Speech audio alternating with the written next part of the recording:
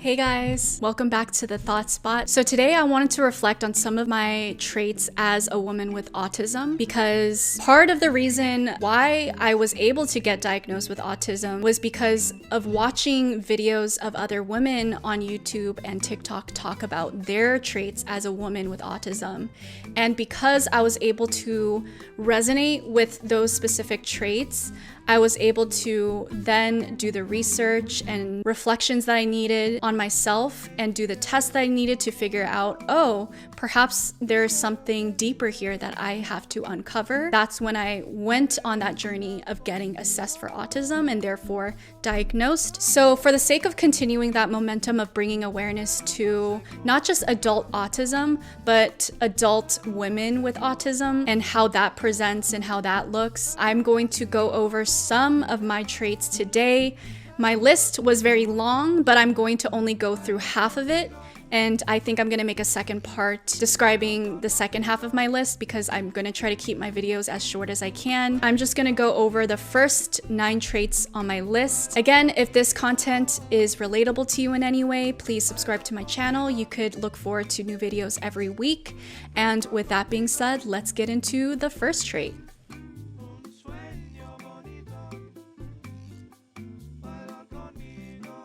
Really quick, sorry I have my AirPods in, but I find it very hard to film these episodes when I'm not listening to something. And that's a part of my autism, is that I constantly need there to be an auditory stim there, or else it's really hard for me to be able to function. So pretty much you could catch me having these headphones in 24/7 throughout the day. The moment I wake up and open my eyes, I immediately pop these in, and normally I'm listening to some sort of white noise sound. For me, I like to listen to the stream sound on my iPhone. Sometimes I like to listen to binaural beats. Sometimes I like to listen to podcasts or music, but most of the time when I need to concentrate, I'm mostly just listening to sounds of water, or if I really like someone's voice and the way they sound, I like to just pop that on as well. And usually I like to layer them on top of each other so that I'm not only hearing the stream sound, but I'm also hearing the sound of the person speaking. I notice that when I'm not allowing myself to stim through my ears, the quality of my day goes way down. My anxiety is a lot worse, and I just can't get things done as well or as fast as I would want to. A good example is I tried to film this episode last night, and I must have refilmed 10 times. I filmed so many different cuts, and I could not speak. I could not get my thoughts together. And it's because I wasn't listening to something. And now that I'm listening to something, I could finally gather my thoughts and talk more smoothly. So I guess the first trait of mine on this list is being able to have my auditory stims constantly there. And I know every person with autism is different, so every person is going to have their specific stim that they prefer and that helps them thrive. But for me, it's that auditory stim is like the number one for me. Okay, so the second thing on my list is sensory experiencing. So I say sensory experiencing because sensory could be good or bad for an autistic individual. On my list, I wrote that I have sensory preferences and sensory aversions. Let me go into some of my sensory preferences. So we have 5 senses, right? We have your vision, we have hearing, we have smelling, we have tasting, and we have touch. So for me, all of my senses are very heightened, which means that because they're heightened, I like to experience life in a very specific way. Depending on how I'm experiencing those senses, I could either be extremely anxious and panicky, or I could be very, very comforted and flowy. Let me kind of get into what this means. For me, my most sensitive sense is smell. So I smell very, very, very intensely. I could smell things that other people don't smell. There's so many times where I will tell my partner that there's something that smells. He doesn't smell it, my mom doesn't smell it, and I'm just like, how do these people not smell what I smell? Like, it's so intense. And another thing is taste. Taste kind of goes into smell sometimes. A quirky example of what that looks like for me is there'd be times when I was a little girl where my friend would let me eat some of their food, and when I ate it, I told them, your food tastes like how your house smells. And I remember whenever I would say this, my friends would look at me like I was really, really weird and they could not understand what I was trying to say. But what I was saying was literally what I was experiencing. If my friend let me eat some of her chips, when I ate the chips, it didn't just taste like chips. It tasted like what their house smelled like. So I remember when I would go to their house had a very distinct smell. And when I ate their food, it's like their food was infused with the smell of their house. Therefore, other people's food is going to taste different because their house smells different. And that's just like one little quirk that I have. I would be super interested to see if anyone else could relate to this. But as well, part of having a sensitive nose, I remember when I was little, I felt very, very put off by specific people, a lot of the times older people, because they smelled very specific and it really like rubbed me the wrong way. If a relative came over and they were like hugging me and trying to talk to me, or a teacher would be very close to my face, I just smelled that very intense smell of old people or bad breath or whatever, and it really made me feel so uncomfortable. I remember I felt very averted away from people depending on how they smell. Another thing about my senses is for touch specifically, because I'm very sensitive to cold, it affected me in various of different ways. One way it affected me was when I was a teenager. I used to have to choose the outfit I wanted to wear for the next day, and then I would wear that to bed. Part of the reason why I did that was because when I woke up the next morning and it was extremely cold, it was a sensory overload for me to have to change out of my pajamas, be naked, be super cold, and then put on the outfit I was gonna wear that day. And then the clothes that I put on was gonna be super cold. And then it had to warm up to the heat of my body. That whole experience of just changing outfits was such an intense sensory overload for me that in order to avoid that, I would wear the clothes to bed so that when I woke up the next day, I don't have to go through feeling cold and I could just wake up, go downstairs, and prepare myself for school. And likewise, I would avoid taking showers when I was little as well, because the house I grew up in, the bathroom was extremely big. There was such an intense airflow through the bathroom and the floor was tile. So it was so cold in the bathroom all the time. The thought of having to go shower and come out wet to a very cold bathroom with a gust of wind was just too much for me to handle, sensory overload. And having your wet hair like dripping down your skin, making you even more cold. And even if you were to change into clothes, your wet hair is dripping on your clothes. The sensory input was so intense that I would actually avoid showering, which then became a hygiene issue. I remember the way I tried to accommodate was washing my hair in the sink, because I just could not fathom going into the shower and showering there. It was like the experience was too intense and too off-putting that I just did everything I could to avoid showering. A lot of that has to do with my touch and not wanting to feel cold and feel wet. Cold and wet combined together is like the worst thing possible. I don't know anyone that would want to feel that way. Another very interesting note about senses is I could find very, very, very deep comfort in senses too. So for example, when I was a little girl, I had a very specific blanket, and I did not want any other blanket because the texture of this blanket was perfect. The color of it was perfect. The way this blanket retained smells was perfect.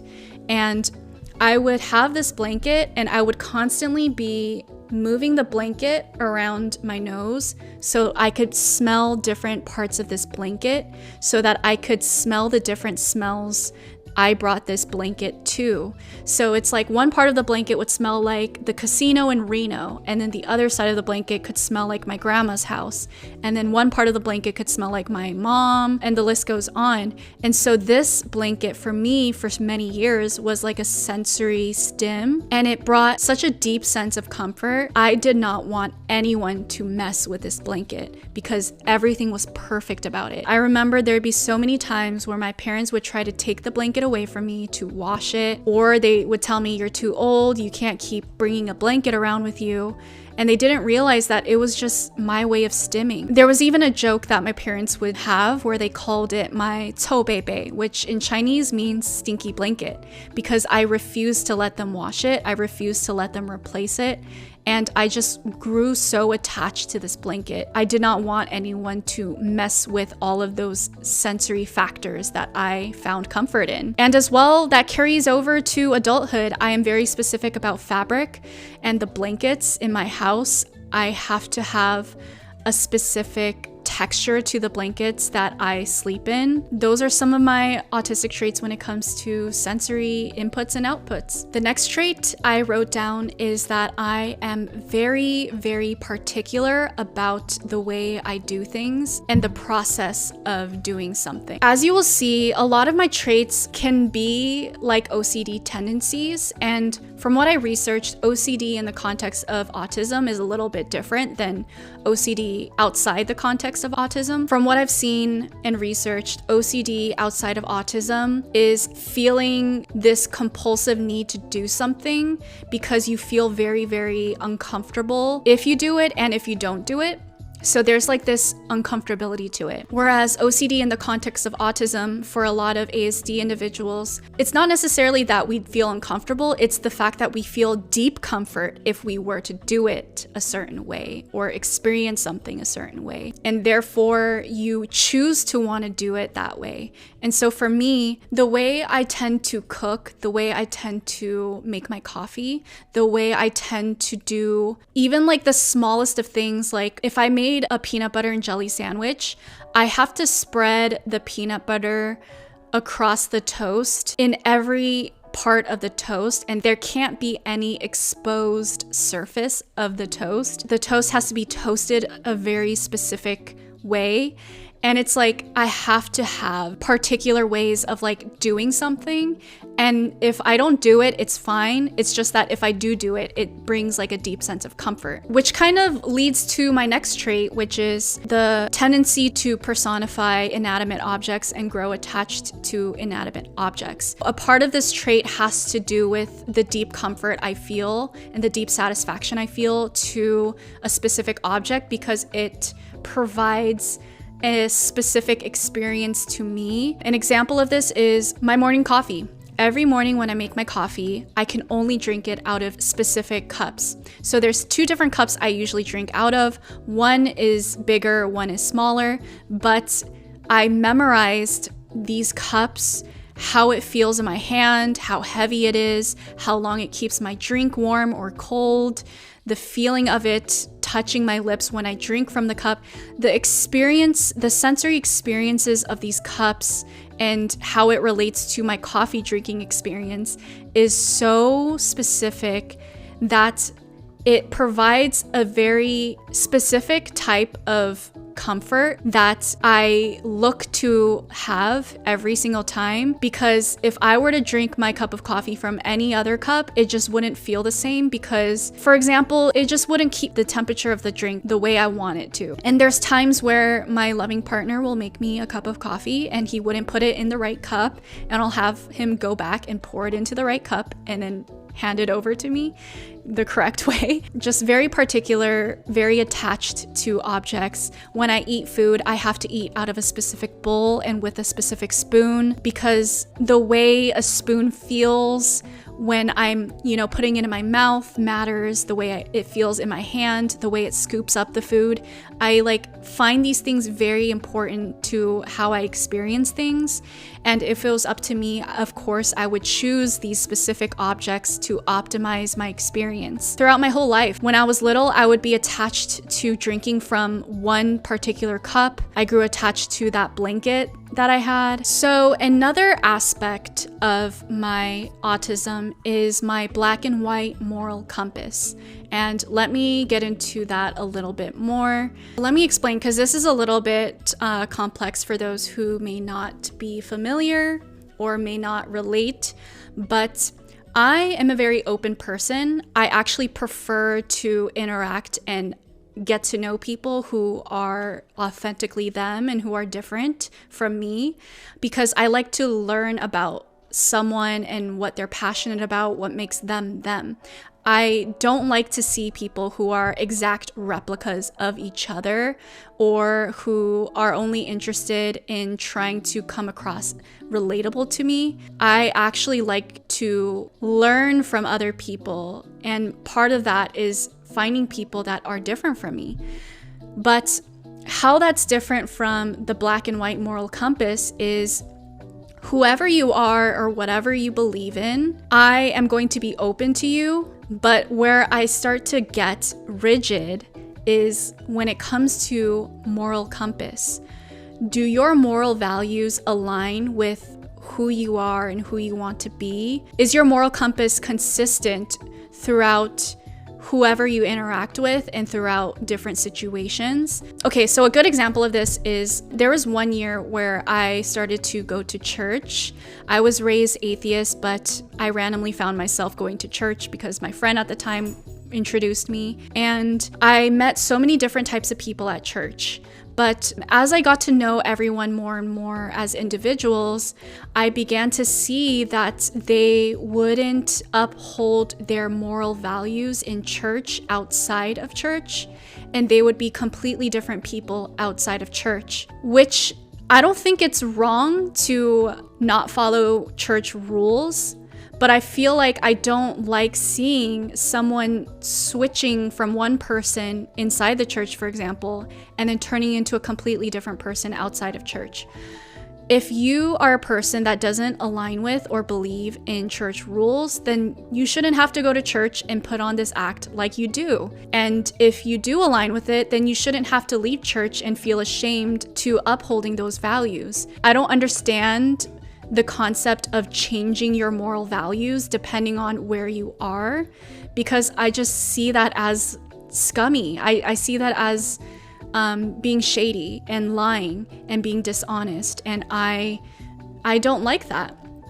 I feel like you have to be consistent with what you believe in and make sure that you're constantly aligning with doing things that align with your beliefs. And the same goes for if a friend is complaining to me about a specific person in her life, whether that's a friend of hers or a boyfriend or whatever, and she turns around after the conversation and is smiling to their face, acting like there's nothing wrong and acting like she's just completely infatuated with that person, that she didn't just spend an hour complaining to me about this person. I don't like that because it's just not honest. I feel like a part of my autism is being so honest and not being able to fathom lying. And I think that's a part of my rigidity is I see being two-faced as lying. I feel like not having a consistent moral compass is being dishonest, and I don't like that. I feel like if you don't like someone, you shouldn't have to feel the need to be best friends with them still. If you don't align with certain beliefs, you shouldn't have to continue to go to a church where you don't align with those beliefs.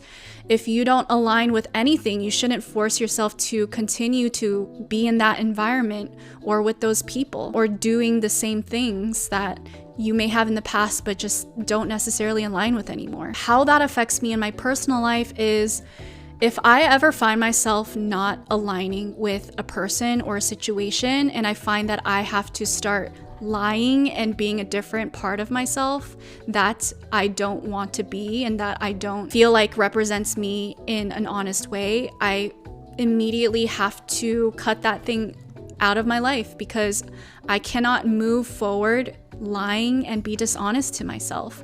I have to make sure that I'm always doing what feels right to me and that I don't have to put on an act of being a completely different person. And so part of that is cutting out friends that I don't align with anymore, cutting out partners that I don't align with anymore, quitting jobs that I don't align with anymore, and continually checking in with myself to see, do I feel right with my life and what I'm doing and who I'm surrounding myself with? I feel like a lot of neurotypical people have the capability to still keep people in their lives and situations in their lives that don't really align with them, but they're able to come in and out of it and not really have it affect them too much. But part of my autism is that I don't have that capability. This is where I could be very rigid, as the psychologist said. But yeah, those are just some of the traits that I have as a woman with autism. Comment down below if you related to any of these traits that I have. I'd be super interested to read and write back to you guys. If you like today's video and you're looking forward to part 2, give this video a like. That's gonna help me out a lot. If you want to stay up to date with my future videos, subscribe down below and you can look forward to new videos every week. But with that being said, thank you for tuning in on today's episode, and I will see you guys next week. Bye.